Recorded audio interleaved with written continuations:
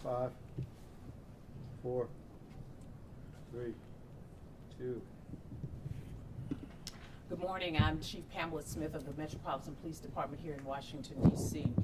I want to take a few moments just to kind of give an overview of the activities that occurred over the weekend, Memorial Day weekend, with our juveniles. I will say I thought we had a very successful weekend when it comes to some of the disorderly affray that we've seen in previous weekends since we imposed a curfew, especially at the wharf. We began the weekend with a kind of robust deployment plan that focused on key areas around our city. What I will say is I believe this whole of government approach to support our youth and ensure public safety, the efforts really paid off. By partnering with the Department of Parks and Recreation and other city agencies, we created a safe space and environment for our young people to come and recreate. We had approximately 700 youth to attend the Banneker Rec Center activities over the period of time between Friday and Sunday. We're also pleased to report that the juvenile curfew at the wharfs was a success. There were no incidents reported specifically regarding our juveniles. When we did see young people coming down after the curfew hour, they were encouraged to leave, and they left without incident or any issues. When our officers did observe groups of juveniles gathering in the U Street corridor, our team made a quick shift and we responded to the area to ensure that we could disrupt some of that activity. But over the course of the weekend, we made approximately 13 curfew stops, and mostly these occurred in our U Street corridor. There were 6 violations for Friday night into Saturday, 5 from Saturday into Sunday, and 2 from Sunday into Monday. Some of those stopped for curfew violations were young people who were from DC and Maryland.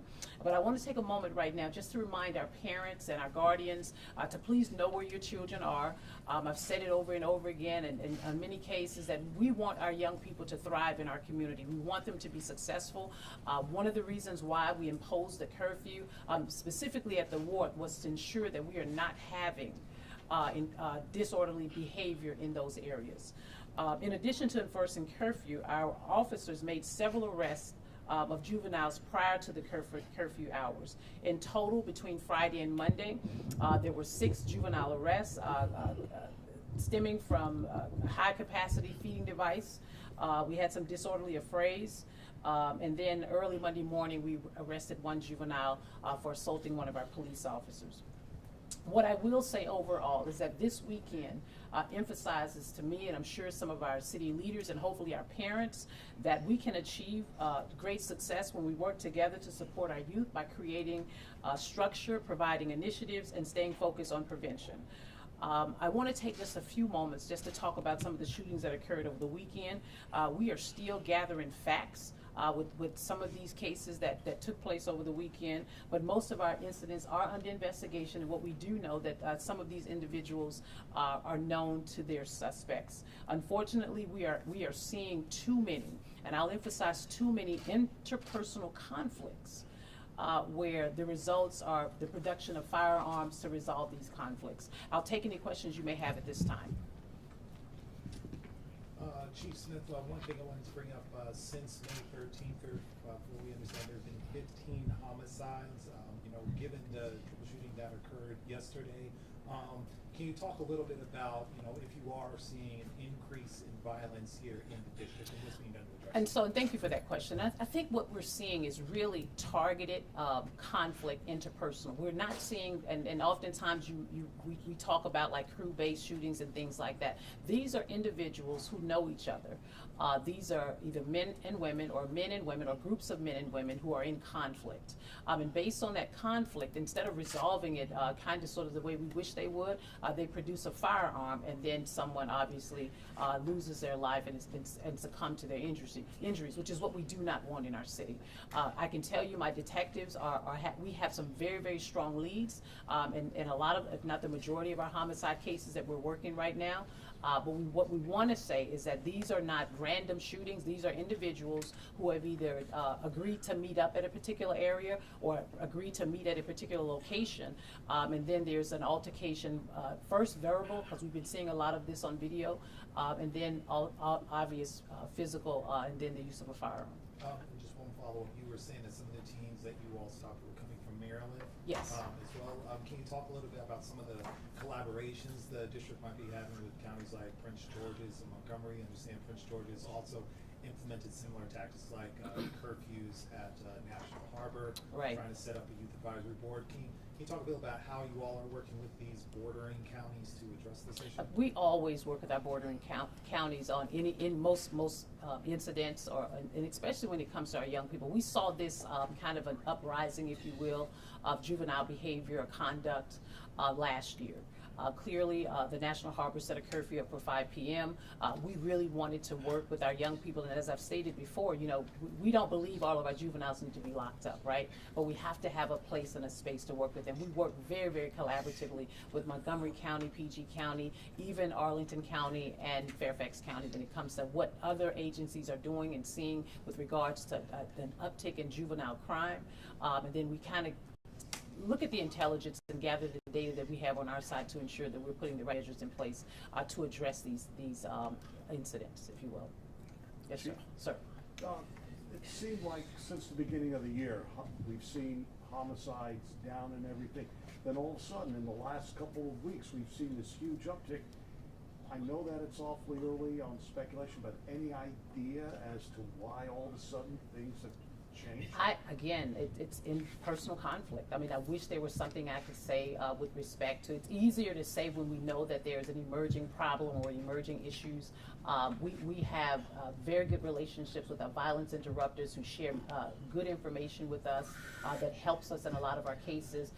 We're working with, clearly, we always work with our federal partners and our local partners to see if there's any comparison with regards to some of the same individuals, if you will, committing some of the same crimes in their area. And right now, it's really just targeted conflict.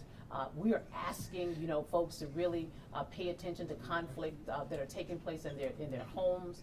Report that information to us so that we can get the appropriate resources and services to these members. I mean, clearly, I spent all weekend looking at every single case with my team. We broke it down from top to bottom, and what we're seeing is really just individual conflict. Any other questions? All right. Chief, Sir. I have a couple questions about a couple homicides over the weekend. Do you have Yes, any sir. update on the gentleman who was shot and killed inside his apartment by a stray bullet? There's no suspect description, no lookout at this point. Do you have any clarity or updates on that investigation? And so what I can say, first of all, you know, certainly anytime we have those kinds of incidents, our hearts and prayers go out to the family of the young man who succumbed to his injuries due to the stray bullet. Right now, we're still trying to obtain video footage. On the weekend, it's kind of sort of challenging when businesses are closed and things like that, still trying to obtain video footage on what actually occurred. The detectives have been working all weekend. We will continue to work this week. With regards to the shooting, or incident over at Congress Heights on yesterday. We responded to that incident, and what we do know at this time, there were 2 individuals who were shot. One succumbed to his injury, the other one was transported to the hospital for life-threatening injuries. Again, we are working very feverishly with the community, and the detectives are looking for video. We're going back today to see if we can obtain the video from the apartment property management to see what occurred in that space. And then the 14th Street this morning, we saw a car towed away. Is there a suspect? Any updates on So that? no suspects as of right now. What we do know is that the individual, the decedent was leaving a bar in that particular area maybe a couple of hours earlier. That's what we do know. We've had some witnesses come forth to kind of share some preliminary information.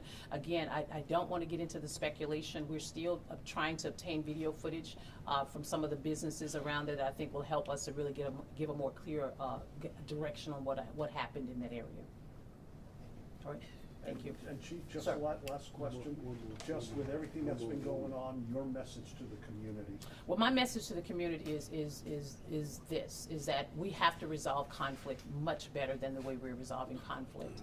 Introducing firearms to resolve issues and matters is just not the way to go. We're losing, individuals are losing their lives over something that we strongly believe could be handled and managed with just a conversation. I'll reiterate again, if family members are aware of any individual conflict that's going on within their families or amongst groups, please reach out to the Metropolitan Police Department. We want to be there to help, and what we can do is really direct those individuals to other resources around our city to be able to support them if there anything that folks might not have all the information about, but maybe a good witness account of what happened. We really want to be able to support those individuals or those families. Anyone else? Yep. Yes. Hi, Chief. I apologize if this has already been asked. I just got here.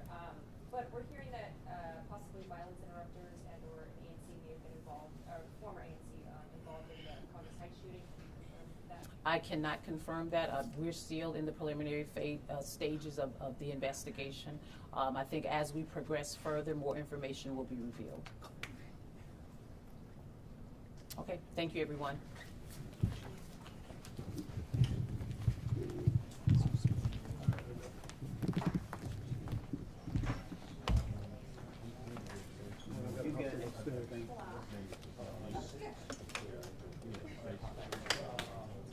Clear?